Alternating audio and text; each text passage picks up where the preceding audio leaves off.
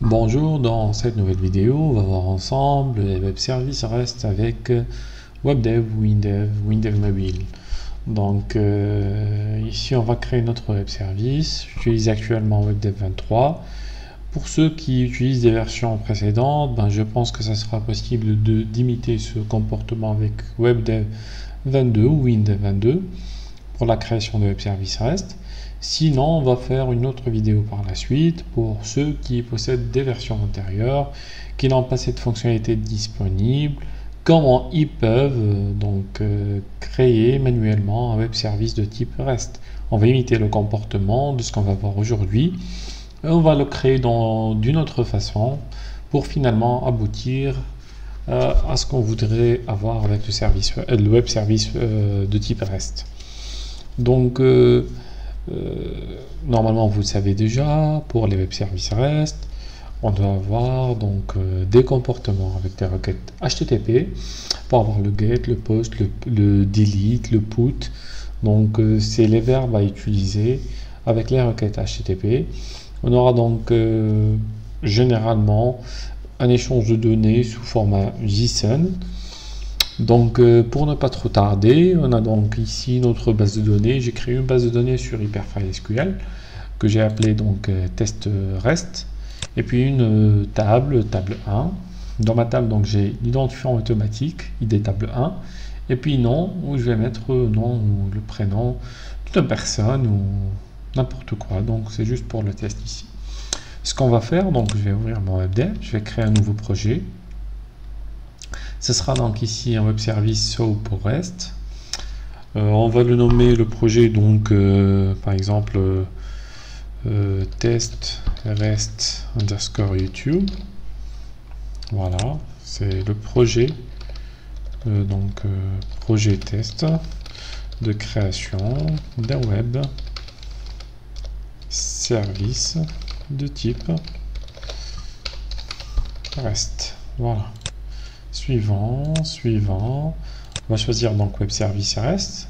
Vous allez voir utilisation par HTTP requête, protocole orienté ressources. Ne pas utiliser le GDS, je ne vais pas utiliser de charte de programmation, je ne vais pas définir d'ambiance du projet. Je n'en ai pas besoin. Bon, pour ce qui est nombre et monétaire, moi je préfère mettre les paramètres définis dans le système d'exploitation. Pour l'heure et la date, je conserve les paramètres personnalisés. Vous pouvez mettre l'alphabet pour la configuration ainsi. Moi j'utilise l'UTF-8 pour des raisons, j'utilise des caractères bizarres parfois. Suivant. Je ne vais pas créer une base de données, mais je vais utiliser une base de données existante. Importer la description. Suivant. HFSQL. Je vais mettre ici ma connexion HFSQL. Voilà, comme nom de connexion. Suivant. Je vais mettre l'adresse de mon serveur, c'est un serveur local.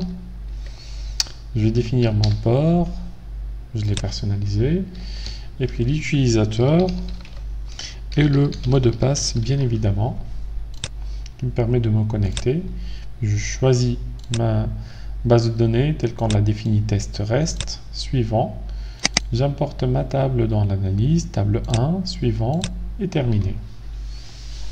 Normalement, jusqu'à présent, tout est bien. On vient tout juste de créer notre analyse. Après la création de l'analyse, il nous demande de sauvegarder l'élément, c'est les procédures serveurs.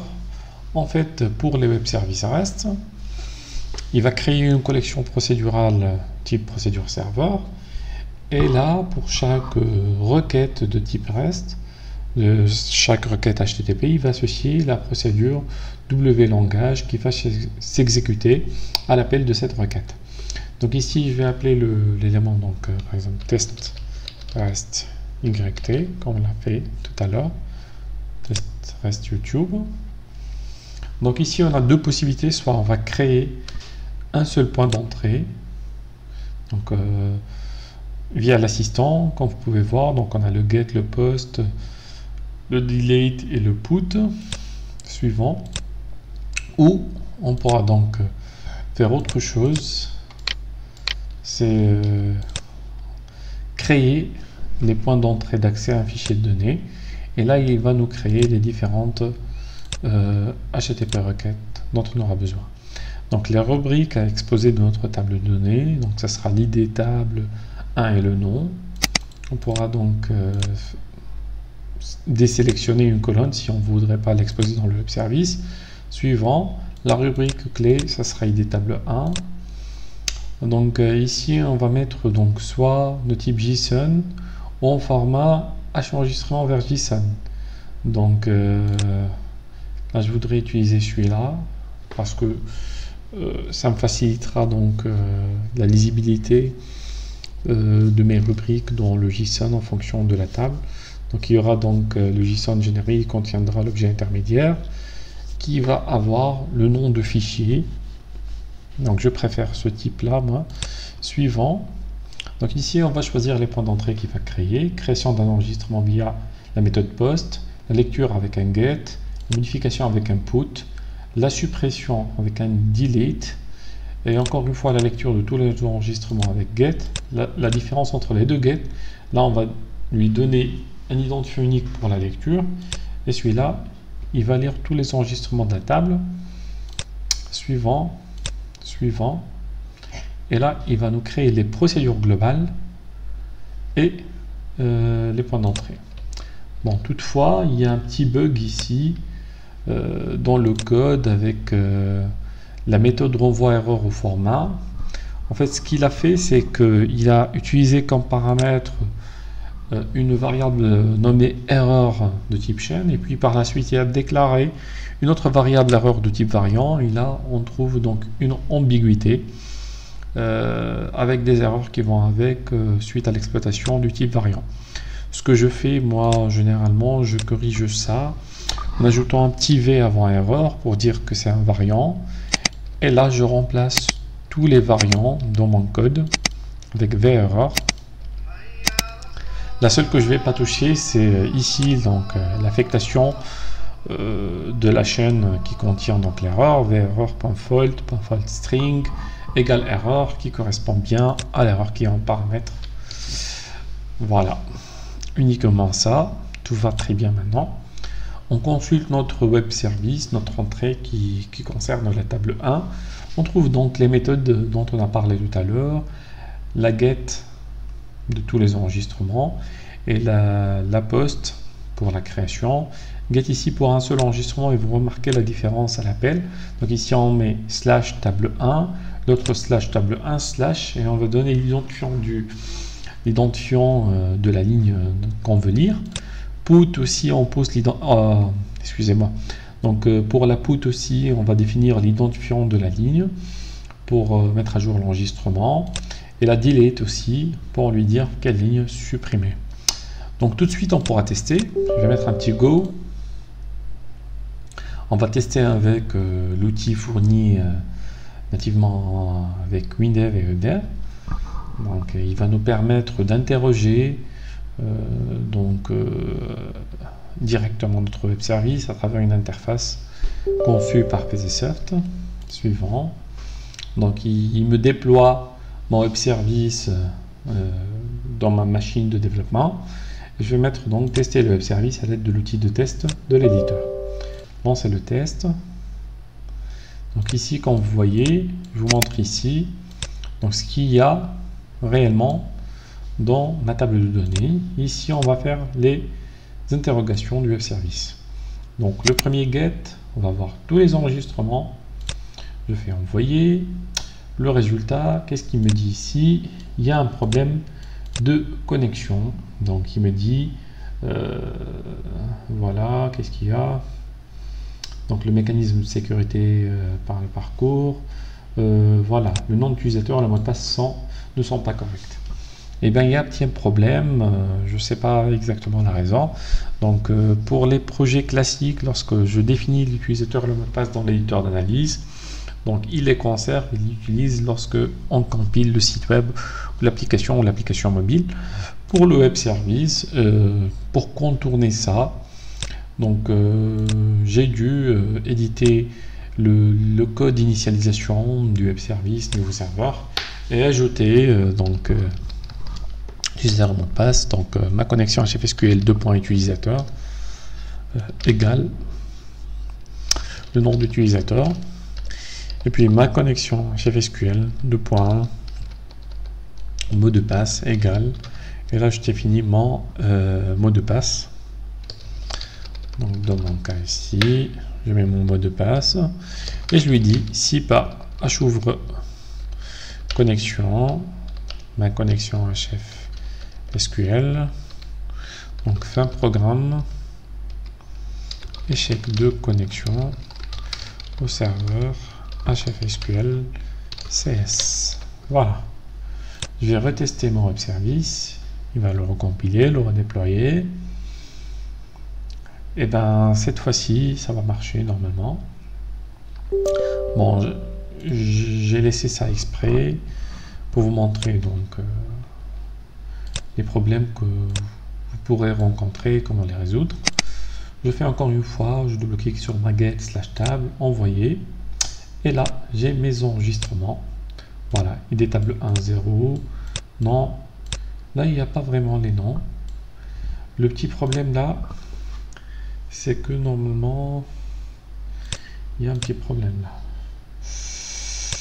Ah, je pense parce que c'est à cause de l'UTF-8 que j'ai défini. Voilà. Parce que j'ai rencontré ce problème.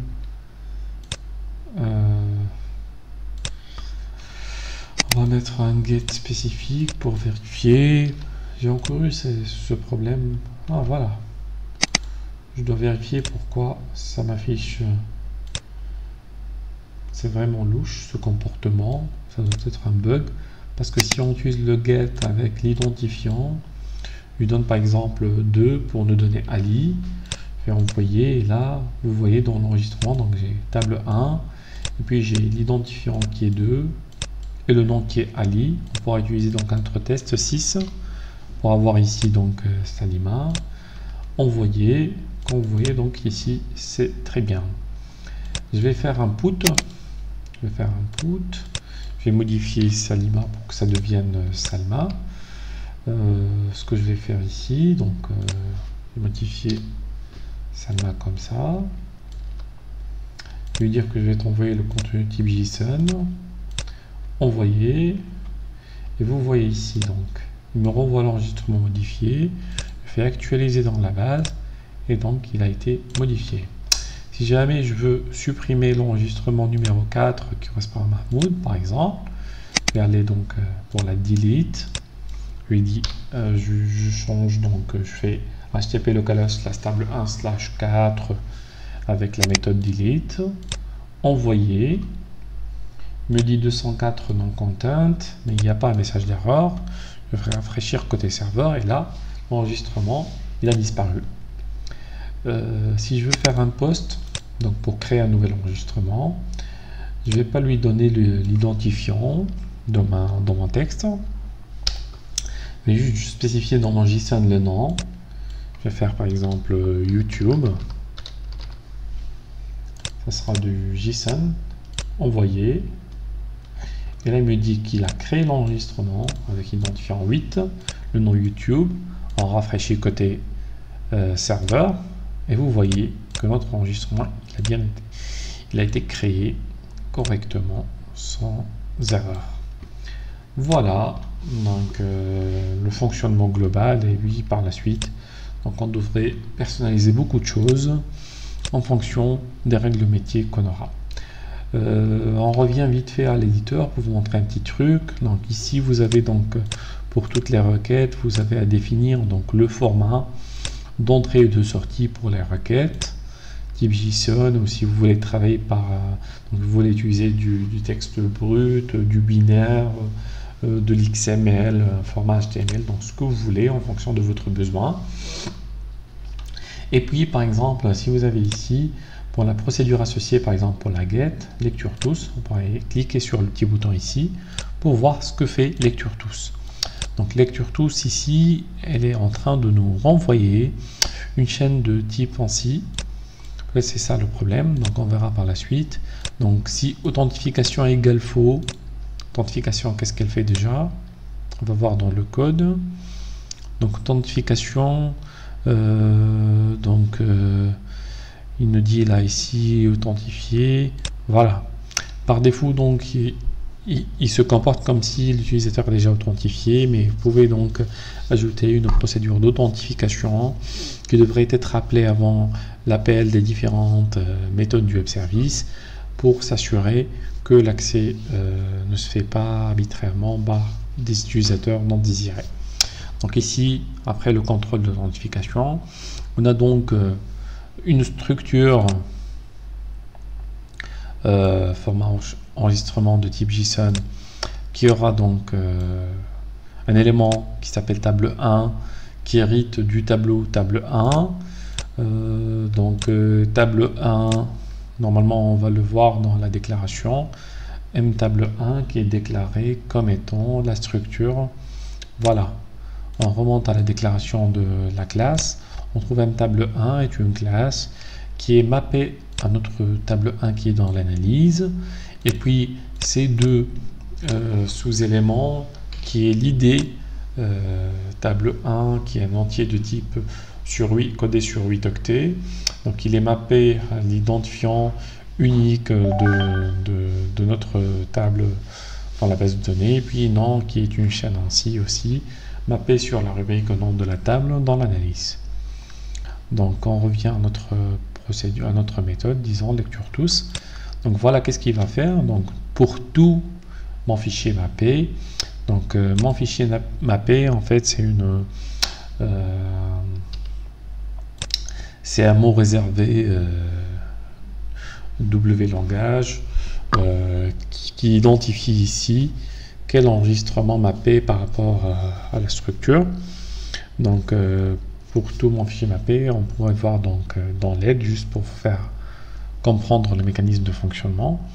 Donc qu'est-ce qu'il fait? Donc table 1 est un mTable 1, et puis qu'est-ce qu'il fait? Il lui dit table 1.fichier vers mémoire. Fichier vers mémoire, donc il va parcourir tous les enregistrements, il va affecter le contenu donc dans notre variable.